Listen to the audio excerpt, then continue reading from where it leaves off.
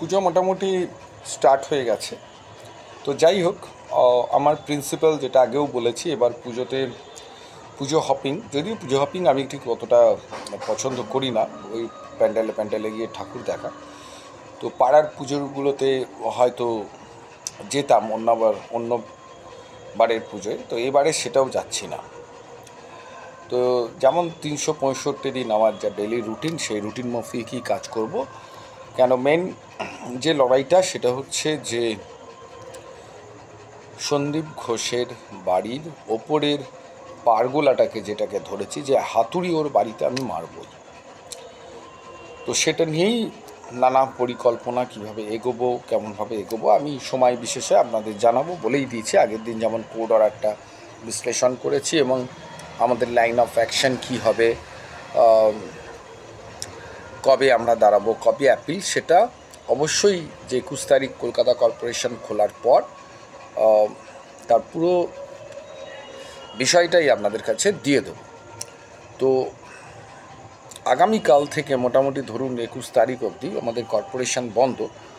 তো আমাদের কাজ বন্ধ নয়, আমাদের হয়তো 2-3 দিন বন্ধ থাকবে, ওই সপ্তমী, অষ্টমী, নবমী, দশমী। তাও আমার কাছে যারা কাজ করেন তাদের মধ্যে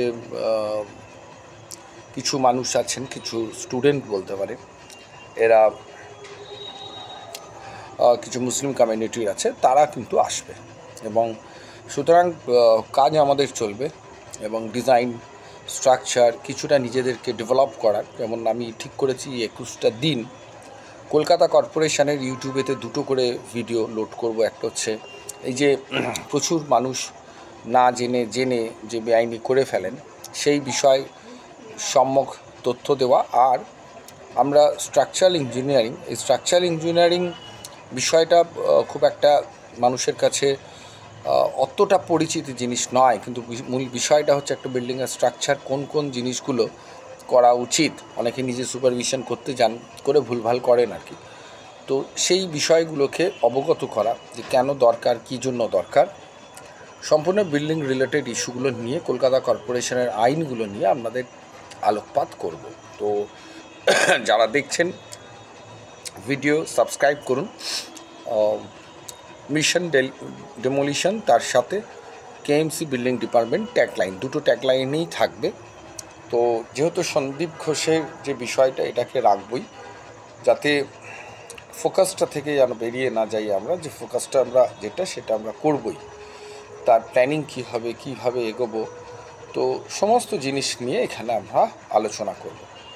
তো আগামীকাল থেকে যেটা আমরা শুরু করব, এই যে বেআইনি সংক্রান্ত কোন কোন জিনিসগুলো হলে বেআইনি করা হচ্ছে আর কোন জিনিসগুলো না করলে বেআইনি নয়। বেআইনি নোটিশ পাওয়ার পর 401 অনেকেই সেটা কর্ণপাত করেন না এবং অনেকেই কাউন্সিলরের কাছে দৌড়ে যান এবং হয় কি, সেই 401টা 400 সেকশন 8 কনভার্ট হয়ে যায় এবং ভাঙার নোটিশ হয়ে যায়। আর প্রচুর বাড়ি এই 2-3 মাসে আমি বাঁচিয়েছি, যেগুলো হয়তো বেআইনি তারা করে ফেলেছেন, কিন্তু এগুলোকে রেগুলারাইজ করার জায়গা আছে।